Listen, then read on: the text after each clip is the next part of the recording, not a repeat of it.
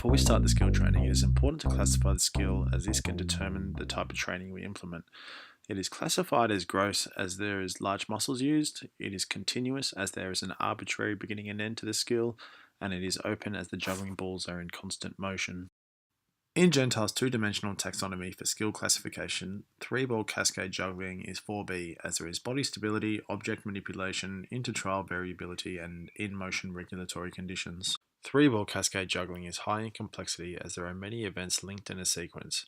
It is also high in organisation as you cannot practice one part independently as each progression affects the next. If you did this, it would not be a true representation of the skill.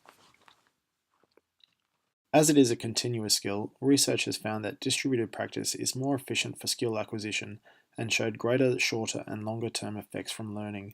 Sessions we will distribute over 3 days in 4 5-minute blocks with an inter-trial rest period of 5 minutes.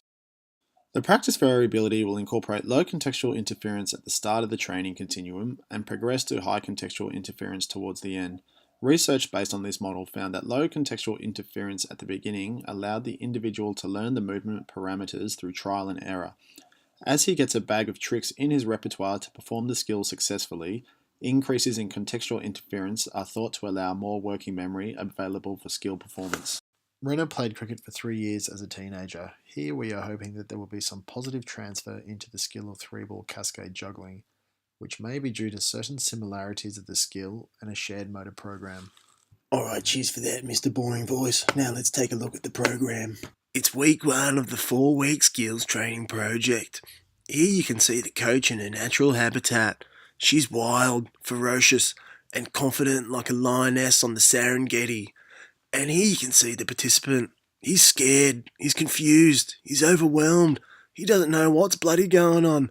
He only rocked up because his lecturer for motor control and learning told him to.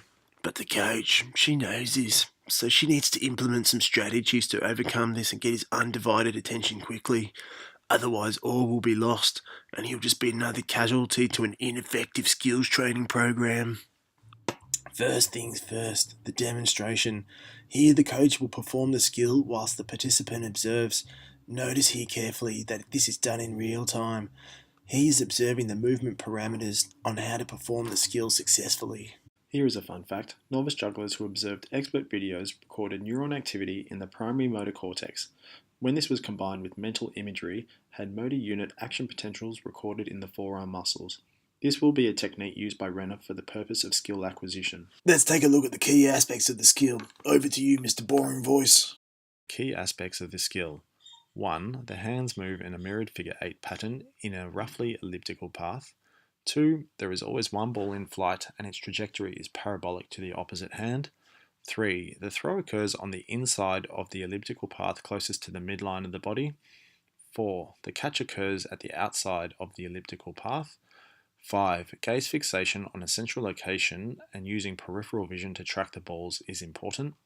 And lastly, the spatial clock, which is a concept where the height of the ball is the same at each throw, allowing a stable time base to set up the hands in a ready position for each cycle.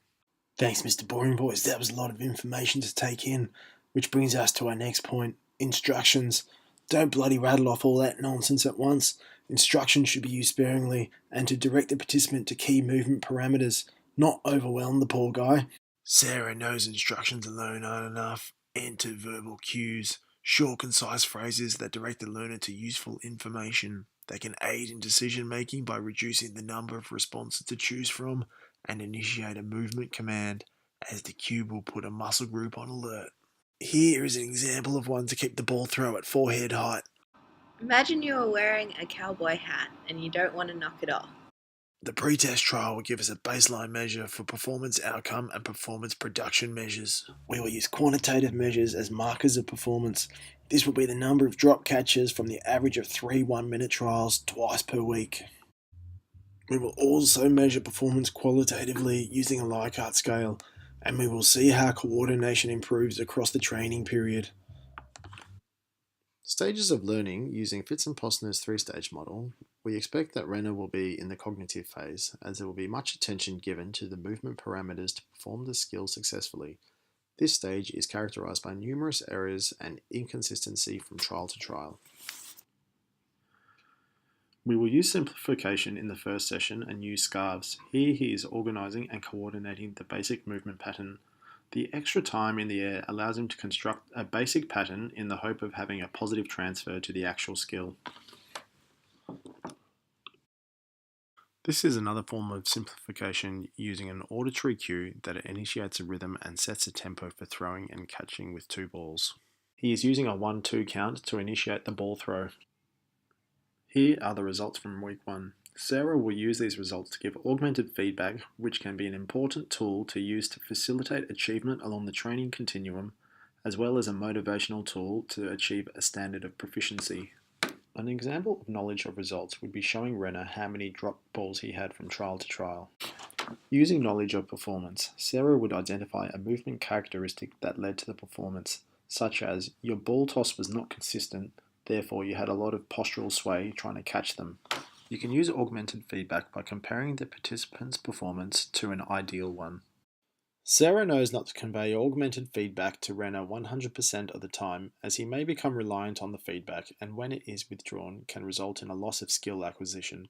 This is known as the guidance hypothesis. Using the principle of SMART goals, his long-term goal is to perform 20 consecutive catches at the end of this 4-week period without any errors. His outcome goal is to beat his arch rival on a retention test, who started a skills training program at the same time as him. Each week he will set 2 short-term goals, one being a process goal to improve a key aspect of the skill, and the second being a performance goal to reduce his errors by 10% from the trial before. Look, mate, we're actually just starting to run out of time, so let's get on with the sports montage to speed things up.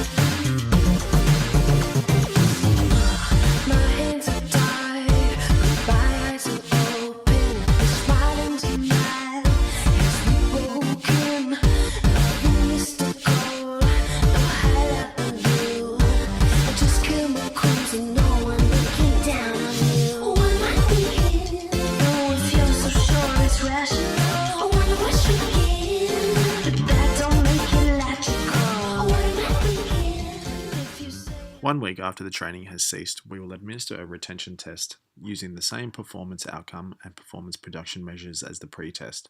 These tests are used as inferences of learning and the long-term changes in the capability to perform the skill. This negatively accelerated performance curve from the 4 weeks indicates learning through improvements. These are the other general performance characteristics of skill learning that can be observed when learning takes place.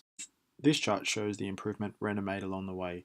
Here you can see the retention test scores aren't as high as the post-test, but the training did bring about a long-term change in his capability to perform the skill. Lastly, a transfer test will be used to test adaptability to a novel variation of 3-ball Cascade juggling, bounce juggling. We will expect Renato to perform this better than someone who had not performed a skills training program, as research has found that bounce juggling uses similar muscle groups and sequencing, which indicates a shared motor program. And thus concludes our skills training project. We hope you've learned something here today. Thank you and goodbye.